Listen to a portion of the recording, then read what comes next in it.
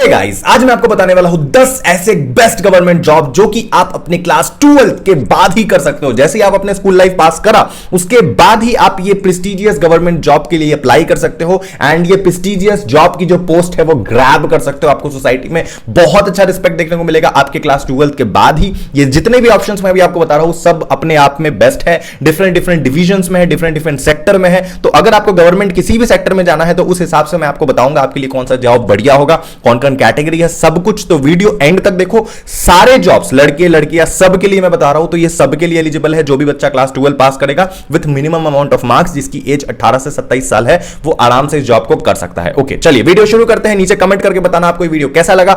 Channel को जरूर subscribe करना, इससे हमारी कम्युनिटी को ग्रो करने में मदद मिलेगी बहुत ज्यादा। ओके, तो देखो भैया, बात ऐसा है कि अभी मैं आपको कुछ सेक्टर्स के जॉब बताऊंगा। जैसे मैंने बोला है कि मैंने आपको 10 ऐसे जॉब बताऊंगा जो कि बेहतरीन है।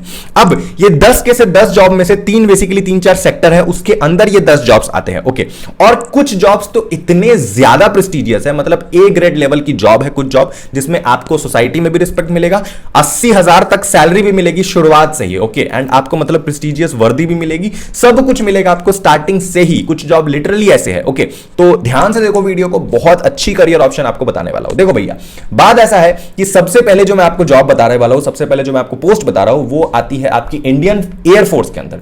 इंडियन एयरफोर्स आपको पता होगा कितनी ज्यादा प्रेस्टिजियस पोस्ट है हमारे यहां पे। एंड इंडियन एयरफोर्स के अंदर जो आपको पोस्ट मिलेगी इस डिपार्टमेंट के अंदर, वो आपको मिलेगी एयरमैन या फिर एयर वुमेन, मतलब एयरमैन लड़कों के लिए या एयर वुमेन लड़कियों के लिए। तो दोनों ही इसमें अप्लाई कर सकते हैं। इसमें बेसिकली आपको जो एग्जाम देना होगा, उस एग्जाम का नाम है joint basic phase training, JBPT। मैंने सामने स्क्रीन खोल रखा है ताकि मैं आपको सारी डिटेल देख के बता सकूं फटाफट से।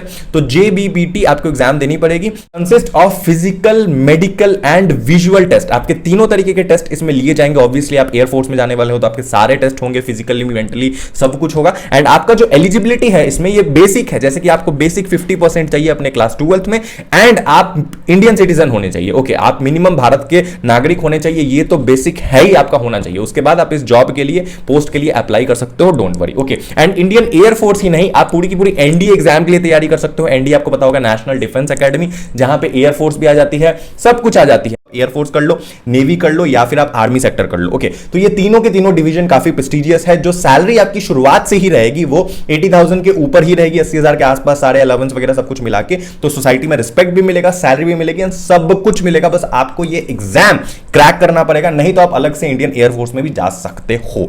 ओके, जो अगली जॉब है वो आपको देखने को मिलती है SSC के अंदर, स्टाफ सिलेक्शन कमीशन के अंदर। एंड SSC के जो एग्जाम है ये क्लास 12 के बाद भी होती है, ग्रेजुएशन के बाद भी होती है। जो क्लास 12 के बाद होती है उसे हम कहते हैं SSC CHSL, एंड जो ग्रेजुएशन के बाद होती है उसे हम कहते हैं SSC CGL। तो अभी आपको CHSL वाला एग्जाम देने का मौका मिलेगा। एंड CHSL के अंदर बहुत सारे पोस्ट आते हैं, बहुत सारे डिवीजन आते हैं, सेक्टर आते हैं, जिसमें आप जॉब कर सकते हो। कौन कौन से हैं मैं अभी आपको बता रहा हूं, ध्यान से सुनो। SSC के अंदर बेसिकली आपको बहुत तरीके के मिलते हैं, जैसे कि आप SST स्टीनोग्राफर रिक्रूटमेंट होती है, जो कि काफी प्रेस्टिजियस है, काफी फेमस है SSC के अंदर आफ्टर क्लास 12। स्टीनोग्राफर वो लोग होते हैं जो बेसिकली टाइपिंग करते हैं, टाइपिस्ट होते हैं, फटाफट से जो स्पीड में टाइप करते हैं। तो इस डिपार्टमेंट पे आप जा सकते हो, ठीक है ना। ये basically grade C, grade D के आपको जॉब देखने को मिलते हैं। जो आपकी सैलरी मिलती है वो भी काफी हेल्दी मिलती है। एंड जो आपका जो बेसिक एलिजिबिलिटी है कि आपको क्लास 12 पास करना है विथ मिनिमम 50% मार्क्स, एंड आपकी एज जो है वो 18 से 27 साल के बीच में होनी चाहिए। ओके, बेसिक ये जो एलिजिबिलिटी था। ओके, अब ये जो एग्जाम वगैरह होगा ये चीज आपको पता ही होगा, जैसे क्लास 12 पास होना चाहिए। आपको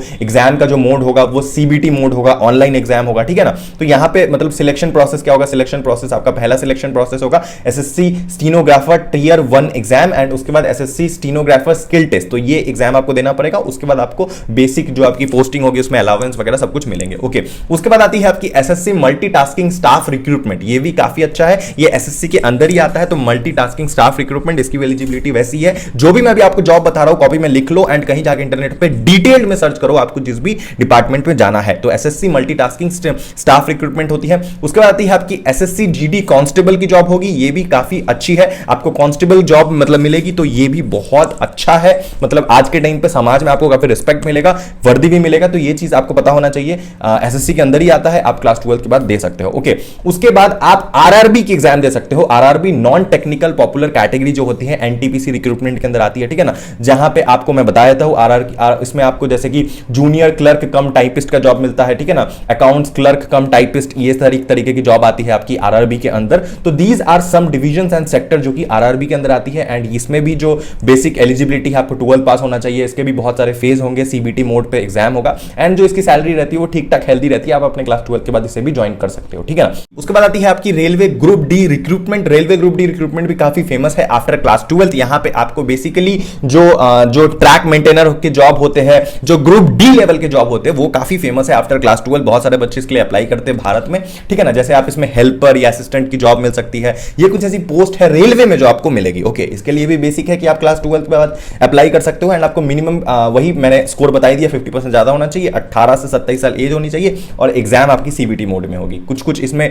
टेस्ट की फेज होगी, वो फेज आप क्रैक करोगे तो उसके बाद आपको ये पोस्ट मिल जाएगी। ओके, उसके बाद जो जॉब आती है, सेक्टर आती है, वो आती है इंडियन रेलवे के अंदर। अगेन यही चीज है, मैंने जैसे कि बताया रेलवे में आपको क्लर्क बन सकते हो। रेलवे में ना मैंने आपको ग्रुप डी पोस्ट भी बताई है, अब मैं थोड़ा ऊपर के पोस्ट आपको बता रहा हूं। जैसे कि रेलवे में आप रेलवे क्लर्क के लिए भी जा सकते हो, ठीक है ना। रेलवे में आपको पता होगा जैसे कि जो टीसी होते हैं, टीटी होते हैं, तो उनके लिए आरआरबी की एग्जाम होती है। आरआरबी एग्जाम आपको देनी पड़ेगी, उसमें क्लास 12 होना चाहिए, 18 से 27 साल एंड एज आपकी 18 से 27 एंड आप भारत के नागरिक होने चाहिए, इंडियन सिटीजन होने चाहिए, ठीक है ना। उसके बाद जो आपकी रेलवे में डिवीजन देखने को मिलती है वो असिस्टेंट लोको पायलट होती है। जो आप लोको पायलट पता होगा ना, जो ट्रेन में जो गाड़ी चलाते हैं, जो ट्रेन के जो जैसे प्लेन के पायलट होते हैं, तो ट्रेन के आपके लोको पायलट होते हैं, तो लोको पायलट के आपको असिस्टेंट बनने को मौका मिलेगा। असिस्टेंट लोको पायलट का आपको यहाँ पे जॉब मिलेगा। इसका जो एग्जाम होगा वो basically RRB ALP, RRB assistant loco pilot का एग्जाम होता है, ये चीज आप देख सकते हो। एंड अगेन जो लास्ट जो तीसरा नंबर रेलवे में आपको जॉब देखने को मिलता है वो आता है आपकी रेलवे कांस्टेबल जॉब। आपको पता होगा इंडियन रेलवे में बहुत सारे कांस्टेबल होते हैं जो रेलवे डिपार्टमेंट को संभालते हैं। रेलवे में जो बेसिक सिस्टम होती है उस चीज पर ध्यान रखते हैं, सिक्योरिटी मेंटेन रखते हैं, तो उसका जो एग्जाम होता है वो होता है RPF constable exam. RPF constable exam आपको देना पड़ेगा, तो आपको रेलवे डिपार्टमेंट पे जॉब मिलेगी। अगेन बेसिक एलिजिबिलिटी क्राइटेरिया वही है, 50% मार्क्स, 18 से 27 साल एज एंड क्लास 12 पास। ओके, उसके बाद एट लास्ट आपको जो जॉब मैं अभी बताने वाला हूं वो भी अपने आप में काफी प्रेस्टिजियस है, सोसाइटी में बहुत रिस्पेक्ट मिलती है आपको, एंड ये है आपकी police constable recruitment. Basically police constable recruitment states की भी होती है, अलग अलग पुलिस में से Bihar police, UP police, Bengal police, and आप कह लो